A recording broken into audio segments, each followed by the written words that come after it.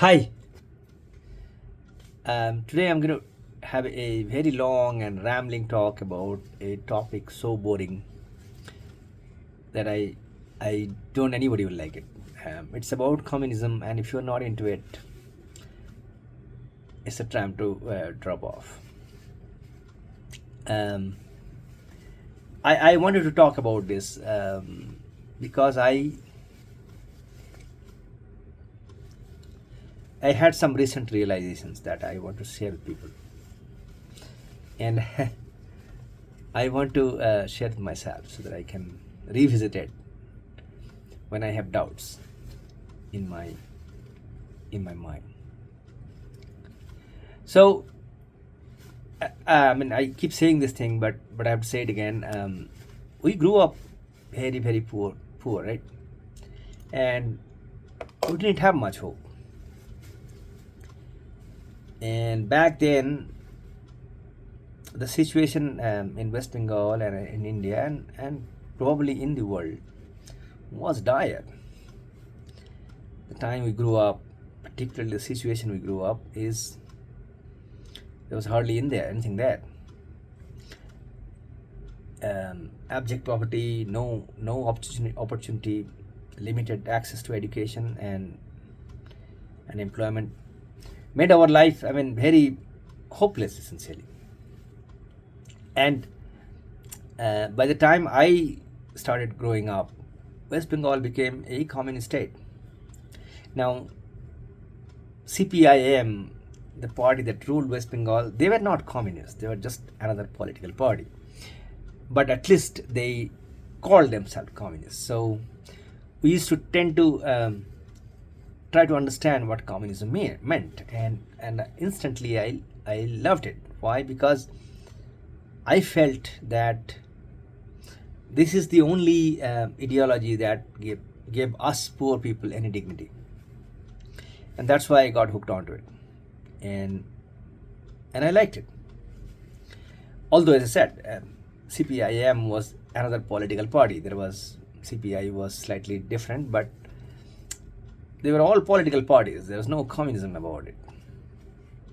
But we used to dream about actual communism, about China, about Soviet Union,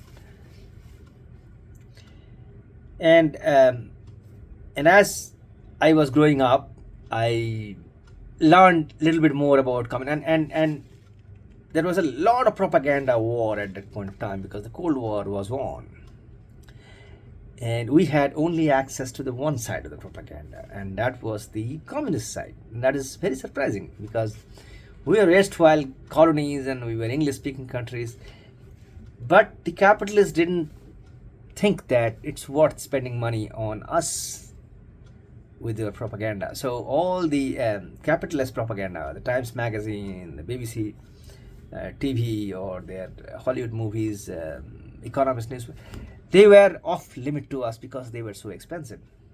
Whereas Soviet Union, they wanted to connect with the third world, and they made available 18, 20 magazines free of cost to all of us in our own language. So there were Soviet Union magazine in Bengali, or Soviet Nari in Bengali. That means Soviet woman, and they were almost free, as good as free. And the quality of that magazine was incredible. I didn't mean content. Content wise, our Bengali magazines were also good, but I'm talking about craftsmanship, the printing, the binding, the layout, the photos, everything was extraordinary. And we had that, what do you call, window of that world through that magazine, and I could see my Elysium, my future utopia, as a communist world that we thought that's the world is going heading to, because I felt it is scientific truth that communism is better than anything else. I was convinced at that point of time.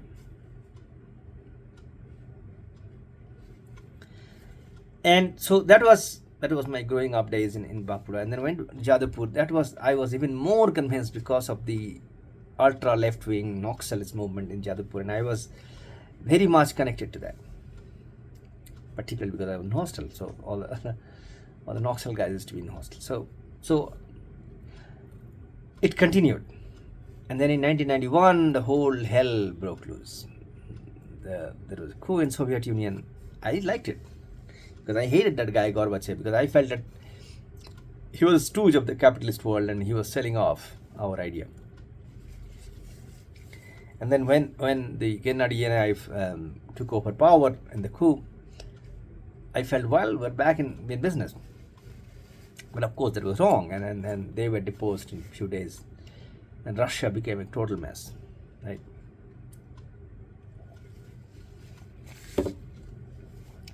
So after that, I mean, communists almost became like a butt joke, isn't it? They felt that it's over, it's all gone. Communism is not a viable idea. Free market capitalism, innovation, democracy, freedom was the way to go. And they conflated all these ideas together as if they are all connected. They are not. And I'm going to explain that if you stay on with this video. But the way it was portrayed, that there is one side, all these beautiful ideas of, as I said, innovation, wealth creation, capitalism, democracy, freedom, individualism, and the other side is regimentation, subjugation,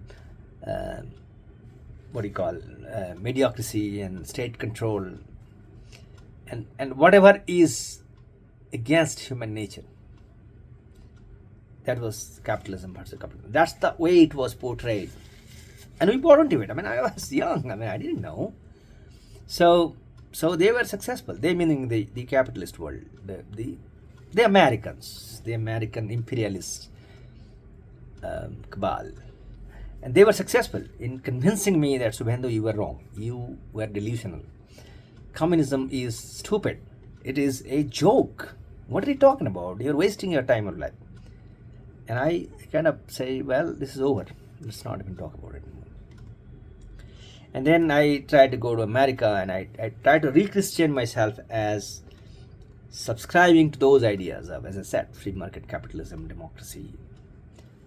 As I said, as if those were opposed to communism. That's as if they are diametrically in two different worlds. That's not true, and I'm going to explain.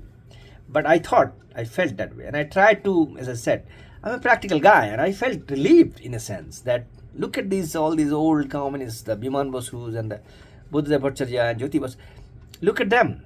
They spent their entire life on an ideology that is dead, and they cannot change themselves. But I have my youth with me, and I can change myself and reorient me to a new beautiful ideas and make myself useful again. So I was very happy. And at that point of time, all my beautiful ideas about China and Great Leap Forward, about October revolutions, all were become like a joke, isn't it? That song about আমি যে দেখেছি সেই দেশ দেশ সূর্যলো সূর্য রঙিন, it became like a joke, right? I mean, there's a line there, farnese ishpati mon, and that was a allusion to the Great Leap Forward. And because it was so spectacularly a failure, and the Western media exploited it and said, okay, that's a joke, look at it. And I understood, and I said, well, I came out of that false ideology. So I went to America, and I felt that, yeah, that's over. Now the reason I'm bringing that topic up is it's not over. It's not at all. Communism is not killed by Western propaganda. It's different. Now let me start try to say a certain facts that will establish that how hollow that propaganda is. Now the propaganda that we learned and when we jettisoned communism is that communist state was a living hell on earth. It was opposed to every human sensibilities, every human feelings, and it just imposes on people certain depraved, diabolical conditions that is almost hellish. And they said, well, that's against human nature. No religion, equality of men, no personal wealth, no freedom to think or create or innovate. These are against human nature, and that's why communist state is a living hell. And communist leaders are the devil incarnate of that hell. Be it Lenin, Stalin, Mao, Fidel, all of those guys, their only motto in life is to inflict as much suffering and misery on their own countrymen as possible, from the moment they woke up till the moment they slept. And again, I'll come to the point that the propaganda said that they never even slept.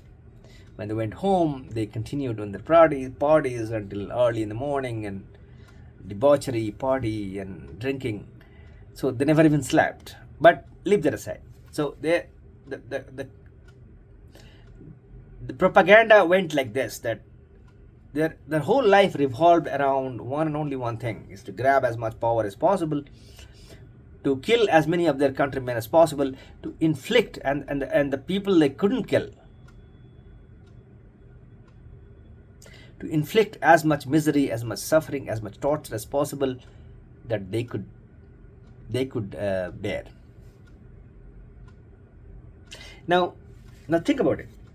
Russia revolution happened in 1917, and then actual communist Russia formed in 1924. Lenin died, and Stalin took over in 1928. And in 10 years, they had to face the Nazi Germany. Now look at the contrast. They are saying, and let me explain what Russia was when the communists took over. It was the most backward country in Europe. It was part of Europe, but didn't even remotely look like Europe. Russia was the most hinterland, most backward country. It was the hinterland of Europe. There was no industry, zero, almost zero. The Tsars could be the kind of people they portray in the Western propaganda. They had zero interest in the well-being and the development of their state. Their only interest is to live an amazing life for themselves and their cohorts. The whole Russia was absolutely, abjectly backward. They were peasants, they were illiterate. 80% of Russians were illiterate, 90% of Russians were poor. There was zero urbanization, there was zero industry, nothing. And there was no urbanization because there was only two cities, St. Petersburg and Moscow.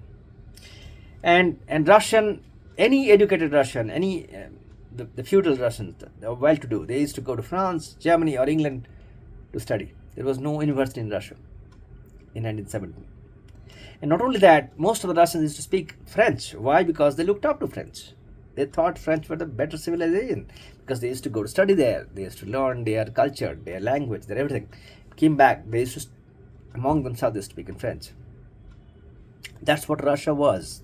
It was the Tsar, 10, 15, 20 people who were fabulously wealthy, living an amazing life, cultured, sophisticated, beautiful. And the rest of the whole country, 99% of it was uneducated, poor peasants in the countryside. That's the country that the communists took over, right? And in 1924, that's what they took over. And Lenin said, okay, I'm going to change it. We're going to change this country, and this country is going to be about bread, about electricity, about education for the people. And the West propaganda want us to think that Lenin wanted to just kill everybody. That's it. Just want to grab as much power as possible. Maybe that's true. Let's just analyze this a bit. So The communists took over Russia that was almost a hell. And in 10 years, in about 10 years or 15 years at most, right? And in 24, communist revolution happened. In 1939, 41, Nazi Germany attacked Russia.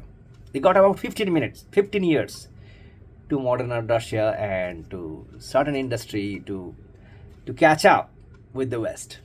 Education, industry, science, everything, right? And look at the contrast. Nazi Germany attacked France. The same France, but Russia used to go and study and think, look up to them. And according to the Western media, France was like the paradise of the West. Freedom, democracy, beautiful country, everything good.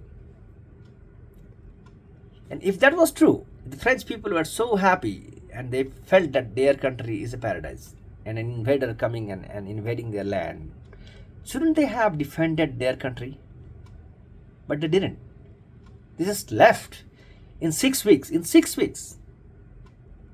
the entire France was defeated. The French army captured it. And it's not just the French army alone, it's the entire Western army. France has the British expeditionary forces, the Dutch, the Belgian, everybody was fighting for the French against the Germans. And this entire army was vanquished, completely gone in 6 weeks.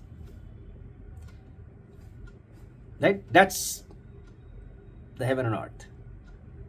Destroyed in 6 weeks. And their people didn't even bother to defend their heaven. Now, switch back to Russia. Hitler attacked Russia in 1941, June. And he lost the war right there. In December 1941, he was in front of Moscow. And the people of Russia saying, we're going to defend our homeland. Why?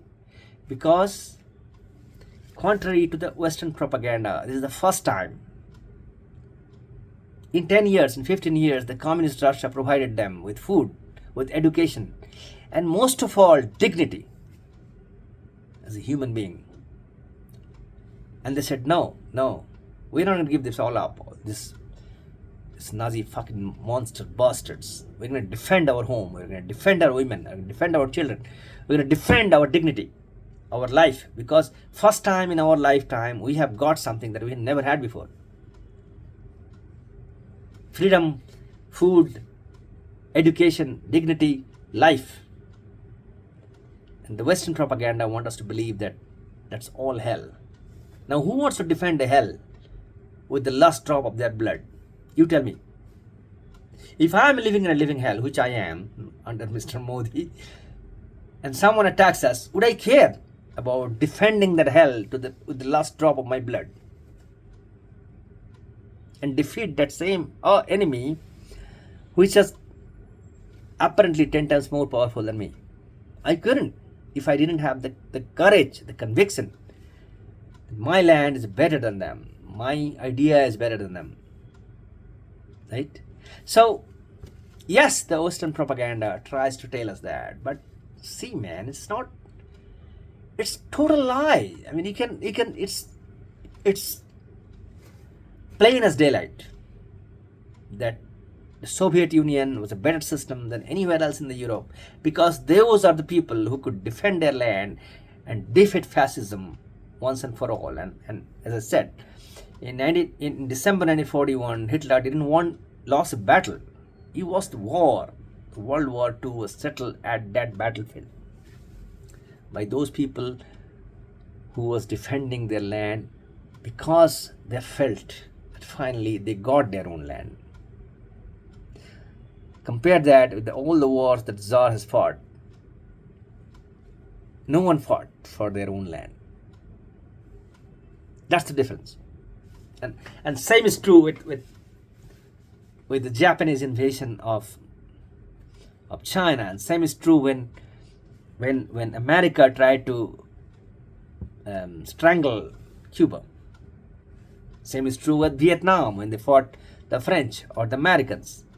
And this goes on, and it tells you that there is something inherently superior in communism that gives these people strength, belief, conviction, gives them this desire to defend their land, their freedom, their life against an oppressive aggressor. And that does not happen with anywhere else with the capitalist world. So there is a difference here. And we have to analyze and understand what's the difference.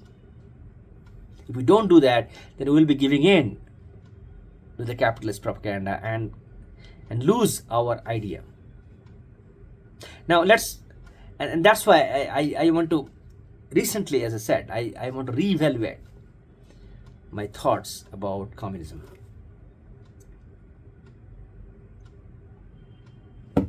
And all those propaganda and all those parroting about innovation, human freedom, capitalism, wealth creation, individualism, democracy. Now, these are all different ideas conflated together, because they want to conflate together, because they want to use them for their own benefit. And when I said them, I mean a few very rich capitalist people, particularly in America and England, who has the full control of the media, and they want to believe the rest of the world in their story, so that we don't believe anything else and carry forward their idea. And let me try to understand. Wealth creation is supposed to be a individual affair. That's not so. Look at the wealth creation that happened in China. Is it an individual affair? Is Jack Ma creating wealth? No, absolutely not. Chinese people are creating wealth together as a community. And the amount of wealth that they created is incredible, unbelievable. Now let's talk about innovation. Is innovation an individual affair? I don't think so. Innovation today, at least, is a collaboration. It's people bringing people together. I can't innovate anything myself. I have to talk to people. And talking to people, innovating together does not happen so great in capitalist world. I will say, oh, Googles and Amazons and Microsofts are happening in the West. So be it. But that does not mean that it's happening because they have capitalism and free market. No, it's just happening because it happens to be that there are people like that. It could have happened in communist world as well. There is nothing stopping in the communist world which stops you from thinking better world. It's just not there. I mean, the phones that are made in China, they are no worse than the Americans. So it's not that they cannot create wealth in China within the communist environment. And look what happened in Hawaii. Innovation. It's not an American monopoly. It's not a Western monopoly. It's not a capitalist monopoly of innovation. People are inquisitive. They will innovate. It does not require any special capitalist environment to innovate.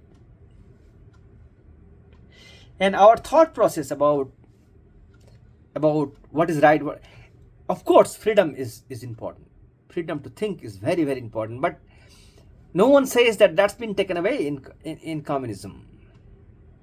If it was taken away, then no one would have, Soviet Union would not have gone to space and sent Sputnik and Yuri Gagarin and gone. It would not have been possible if ability to think was taken away in communism. No, it is not. It's absolutely contrary. It's actually encouraged. Amazing movies are made under the communist rule. Look at Cuba. People live amazing life. They create amazing music. So this is a complete absolute myth that individualism, creativity, innovation is stifled in a communist regime. It's not true. It's a propaganda. And it is rather successful one. And because there is no Soviet Union, there is no Soviet Nari, there is no other counter propaganda, it is rather successful in perpetuating that same narrative. And I am now convinced that I was right when we grew up, and I consider this little in between as an aberration, that I thought that it was all wrong. Um, Communism does not lead to human happiness. Communism does not lead to prosperity. It does not lead to wealth creation. It does not lead to innovation. Absolutely wrong. Beautiful music was created in Soviet Union. People were happy. There was music, there were poetry, there was literature, there were movies. All great things were made under communism. There was no problem there. It is the propaganda that says that these are all assholes, they're all stupid. It's not true. Now, of course, we have to be careful. We cannot give up everything. I mean, there are definitely a lot of problems with authoritarian rule, about saying I am right and you cannot think. I mean, like Xi Jinping being president for life. There are definitely problems, but those are lesser of a problem compared to the exploitative structure of the capitalist free market world that we feel as so superior. It's not true. And I'm very glad that I finally understood that, at least. And now I'm going to keep an open mind, and don't be persuaded by propaganda anymore. So that's just wanted to explain. And again, it's long and rambling post. I hope I made my point clear. Thanks for watching.